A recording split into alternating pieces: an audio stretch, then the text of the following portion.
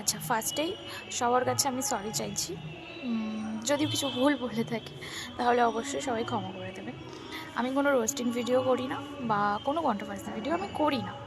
কিন্তু এই যে যারা ভিডিও করেন, কন্টেন্ট, যারা বিভিন্ন ধরনের কন্টেন্ট এক একজন করেন, যেমন আমি খুব সাদামাটা একটা মানুষ, আমি ভিডিও করতে ভালোবাসি তাই করি, আর কোনো রকম কন্ট্রোভার্সি করতে পছন্দ করি না।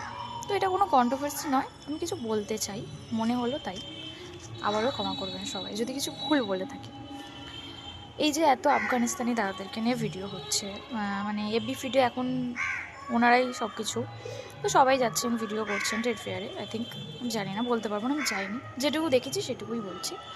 তো আমাদের হিন্দুদেরই যে একটা ছেলেকে, যেটা যতটুকু দেখলাম, বাংলাদেশে জ্বালিয়ে যে মেরে দেওয়া হয়েছে, জ্যান্ত তাও আবার, তো সেটা নিয়ে কেউ কেন কোনো কন্টেন্ট করছেন না?